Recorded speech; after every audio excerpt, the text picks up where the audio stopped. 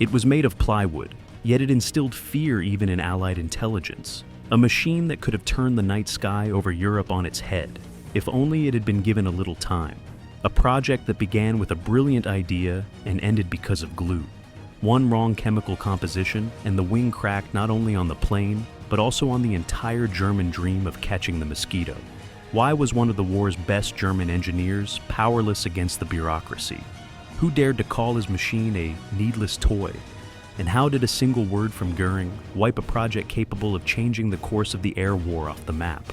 Watch until the end, and you'll find out why plywood proved stronger than ideology, how a single substitute ingredient killed the entire project, and what happened to the few machines that actually managed to take off. The night ceased to be an empty void when the first radar beams, thin as strings, flashed on the horizon. They felt out aircraft silhouettes in the darkness and returned green reflections to the screens, which the still disbelieving operators were learning to read. The British risked it first. They took a standard twin-engine bomber, converted it for night interception, fitted an AI Make-2 radar modification on its nose, and sent it into the darkness. It was the Blenheim, a machine that initially seemed like a compromise, a temporary patch, but it was the one that opened the door to a new era, where an invisible wave, not the pilot's eyes, set the rules of the hunt. The Mosquito would soon dart out of this door, light, fast, wooden, as if carved from a master model of plywood, but alive and swift. Its philosophy was simple. Speed is more important than armor, precision is more important than brute force, and synchronized ground control and airborne radar are more important than any luck. And while the Royal Air Force was rebuilding night combat around the language of radio beams, the continent, submerged in shadow, still believed in daytime lightning. In Germany, the obstacle wasn't technology. There were enough engineers and schools, but a belief that seemed to require no correction. A swift daytime strike breaks the enemy, meaning no major danger is foreseen over their own cities. This faith in the lightning war, in a short march to the horizon, made night interceptors as a class seem unnecessary. The less storm on their territory, the less reason to change doctrine. The leadership calmly repeated that no bomb would reach German soil, and the first months confirmed the optimism. The enemy's rare night sorties resembled more a demonstration of intent than a threat. The night defense system was built from what was at hand: searchlight fields, anti-aircraft batteries, and sectors of responsibility where pairs of non-specialized fighters were directed, at best with primitive detection means. This mosaic worked as long as the attacks remained thin strokes on the map. But darkness, like the sea, once it gathers mass, the old harbors crack. Technical progress, meanwhile, proceeded without pause.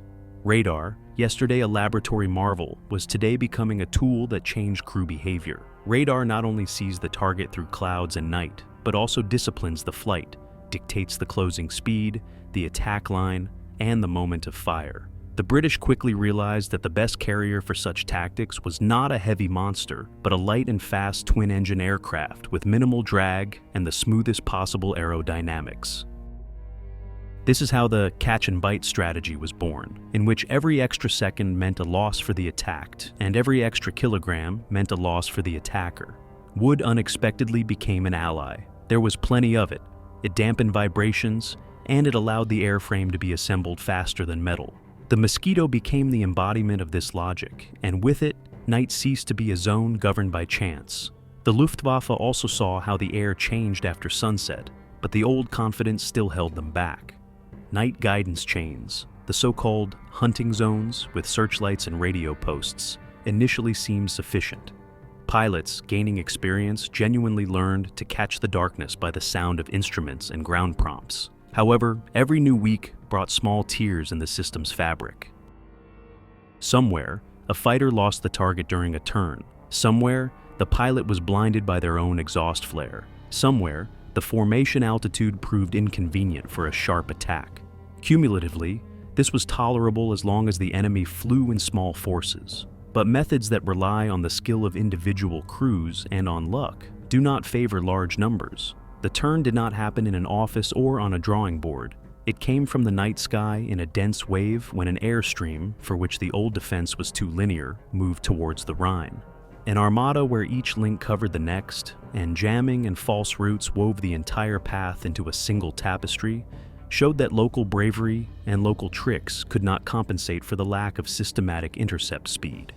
Different aircraft were needed, not converted day fighters, but those born for the night, with radar in the nose, a balanced ratio of mass to thrust, and aerodynamics that didn't argue with an antenna array. This realization dawned gradually, but the decisive argument was already being prepared at headquarters across the English Channel. There, they calculated routes, altitudes, and intervals so as to slice through the defense in one large pass. Up to this point, Europe still breathed its usual rhythm. Cities dimmed their lights, searchlights cut the clouds, batteries awaited silhouettes.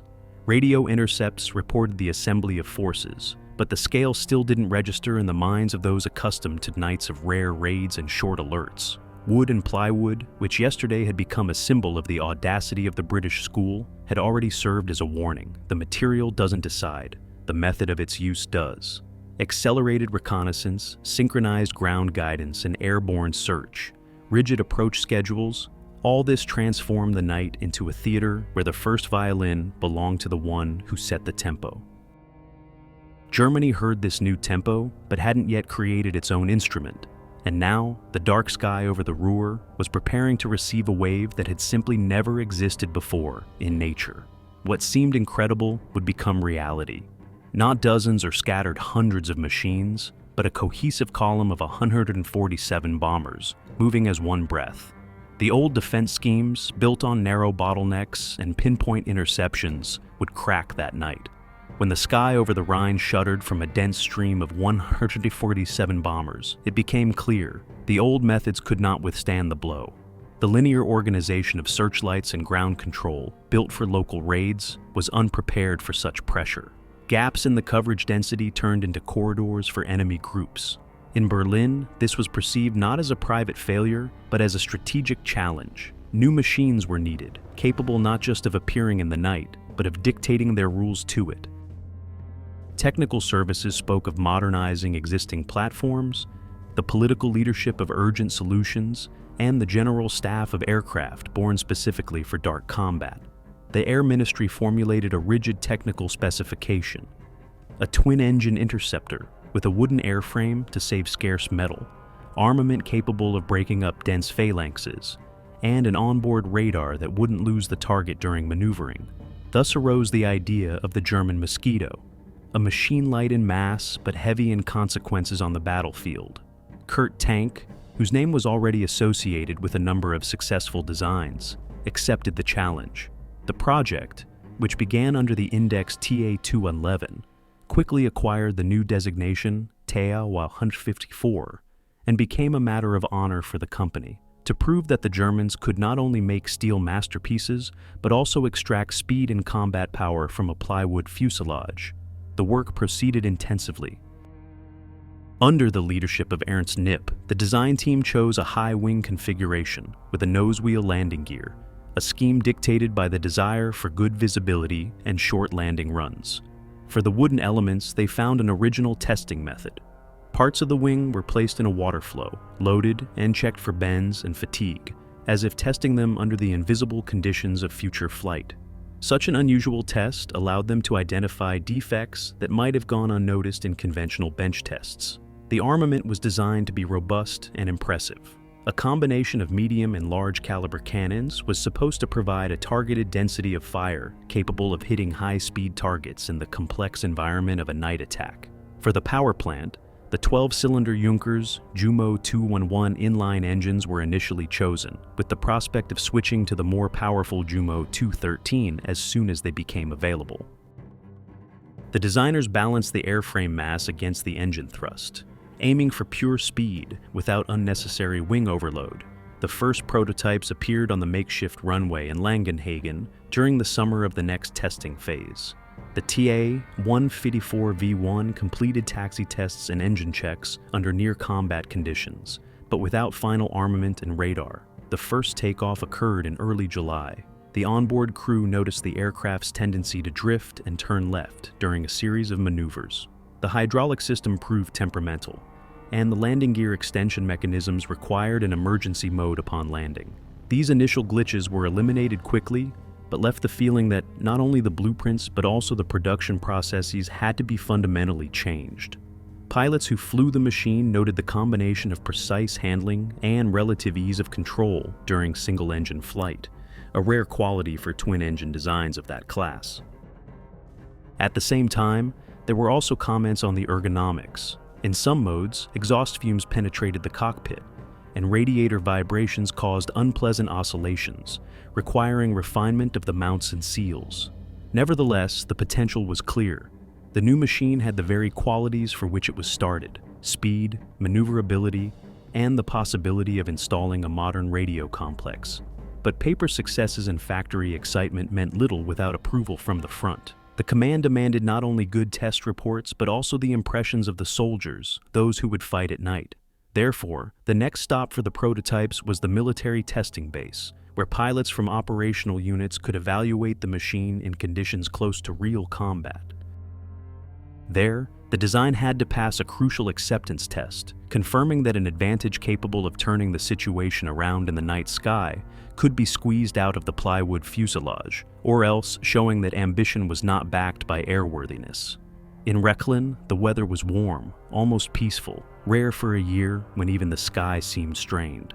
The new aircraft was met with distrust. The very idea, a fighter with a nose wheel and made of wood, sounded too unusual. Major Helmut Lent, commander of the 1st Night Fighter Wing, watched from afar as the chief test pilot prepared for the demonstration. Kurt Tank insisted on a spectacular short landing run to show that the design allowed landing on restricted runways. The takeoff was perfect, the turn clean, the approach precise. But upon touchdown, the ground seemed to lurch forward. The nose gear collapsed, the fuselage dipped, and the plane, slamming onto the front wheel, spun around on the runway, scattering wood chips and dust into the air. An awkward moment in the presence of commanders and Tank himself. Everyone froze, but it was fine. The damage was minor. A few days later, the machine was back on its feet and airborne again. Testing continued. The second prototype, V2, received the Focke 212 Liechtenstein radar, with 4 whisker antennae protruding from the nose like an insect's feelers. They provided the ability to see the target at night, but reduce speed by 20 km/h. The price of technology without which there was no future. Pilots noted, stability was good, but directional stability dropped, especially when the radar was operating. The third aircraft, V3, received the full armament kit and a reinforced tail fin to compensate for vibrations from the new antennae. This was already a true combat model, which was demonstrated to Hitler in Insterburg. Kurt Tank stood next to the machine, as if presenting not a plane, but his own idea, proof that Germany could create a night hunter no worse than the British. Testing went quickly, almost by military standards. Pilots spoke of the machine with reserve, but with respect. Easy control, responsive rudders, good maneuverability, even with the loss of one engine. Weaknesses were also found immediately. Poor forward-downward visibility, vibrations that fatigued the crew, and an inconvenient instrument layout that forced pilots to stretch out during flight. When the V3 later had its radar replaced with the more modern Focke 220 with massive antennae, stability worsened even further. Aimed firing became difficult, and when firing a full salvo, the aircraft sometimes shuddered so violently that the skin fasteners gave way. But even with these problems, the Ta-154 looked alive, confident, and unusually obedient for its class. After endless metallic giants, this was almost a relief. Wood obeyed the hand. By the end of the trials, several prototypes were already airborne, and they flew almost without pause. There were also accidents. One plane lost its nose gear upon landing, another was damaged after a crack in the hydraulic system. But the engineers, with each passing week, were closer to turning the experimental machine into a production model. At the airfield, people increasingly talked not about how well the new fighter flew, but about how many could be built by the following spring. Pilots awaited the series, Tank awaited recognition, and headquarters awaited stable deliveries. Thus appeared the designations for future modifications. The TA-150 or A1 and A4, the primary night fighter with various radar options. Following them, the A2, a lighter daylight version with a nitrous oxide injection system for a short-term boost, and the A3 training machine for crew preparation were planned. Paperwork moved fast, blueprints multiplied, but production stalled. The wooden construction, conceived as a salvation from the aluminum shortage, became an unexpected burden. Each wing required 400 hours of manual labor instead of the promised 200, and that was only if there were no problems with the glue joints. Small contract factories, entrusted with manufacturing the parts, constantly delayed deliveries.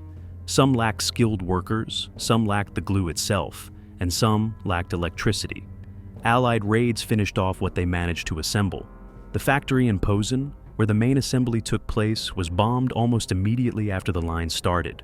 In Meisagelandi and Kreisingen, the picture was the same: ashes, twisted jigs, and fuselages scattered on the ground that would never fly. They had to start all over again in new workshops, amidst the smell of fresh resin and alarming news from the front. But even under these conditions, the Focke Wulf designers did not give up. They believed that the terror of the night sky could still be made from plywood.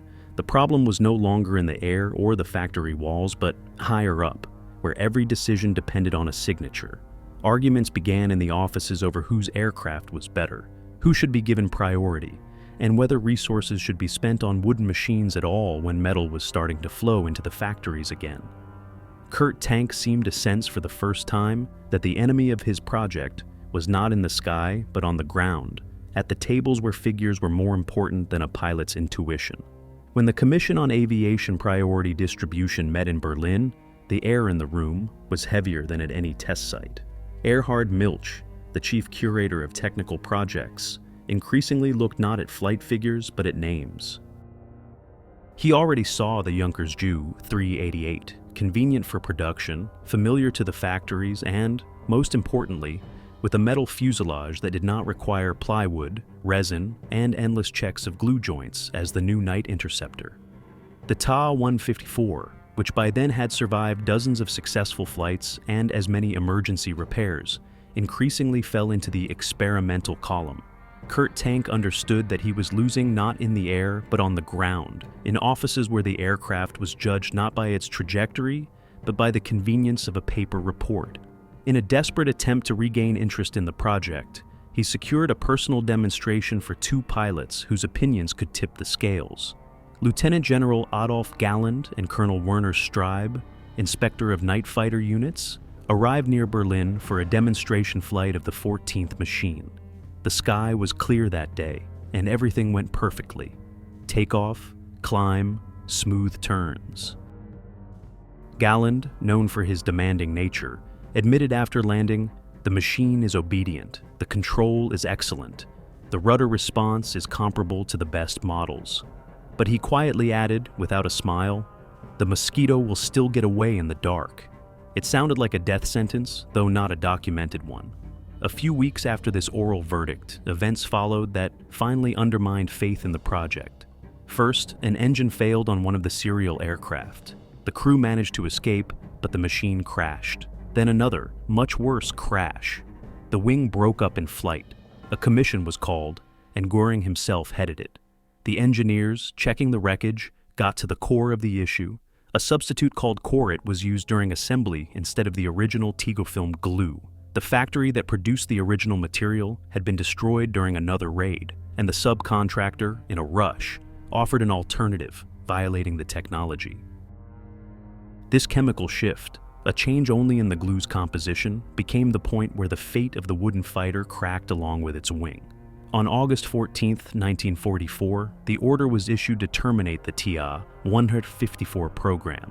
Kurt Tank tried to argue, wrote reports, and promised new versions with reinforced armament and a metal nose, but the decision would not be reversed. The machine, conceived as an answer to Britain, had turned into a shadow of its own idea.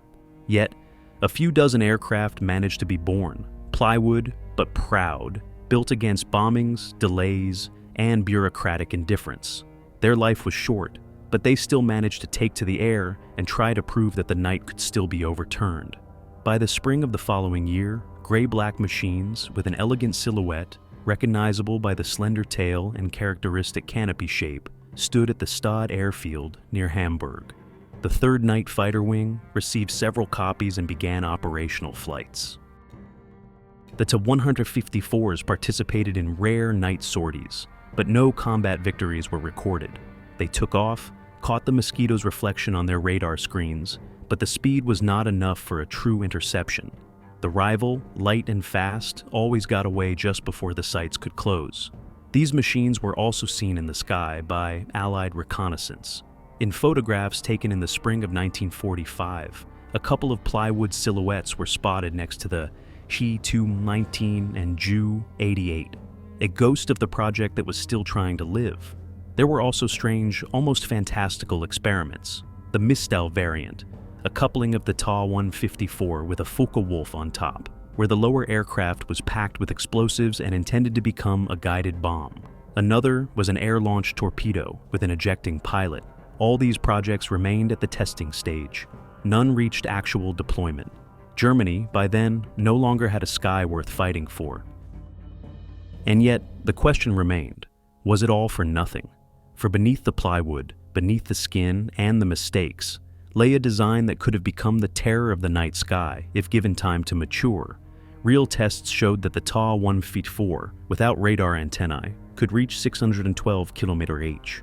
Not the cherished 700 km/h, but enough to compete with the early series of the British Mosquito. The loss of 20 to even 30 km/h due to the antennae didn't change the essence. The control and maneuverability remained outstanding. In training battles with the Messerschmitt Bf 109, the new fighter performed no worse, and even won in a sustained turn. But beyond these successes stood reality. Production was stopped, materials were scarce, orders contradicted each other, and the German air already belonged to others. The designers, not losing hope, continued to draw new versions. The Tu-154S with reinforced armament and ejection seats, the D-modification with an enlarged wing, and the MW-50 water methanol injection system, which could have given the machine that missing speed. In the laboratories, blueprints for the promising Tu-254 flashed, capable of climbing above 10,000 meters and catching the enemy without losing stability. But all these lines broke off on the drafting paper. Germany no longer had time for experiments. The history of the Tu-154 did not end in the air. It ended in the workshops, where unfinished fuselages sat frozen. And when the war quieted, a few surviving specimens fell into Allied hands. They were inspected, but no testing was conducted. Interest in wooden aircraft left with the era that gave birth to them. The speed that was just not enough remained the symbol of this machine. A step away from the storm that could have changed the night sky, but froze in the semi-darkness of history. Not a failure, not a mistake, but simply a victim of its time. The plywood fighter that was just a few months short of becoming the nightmare of the night.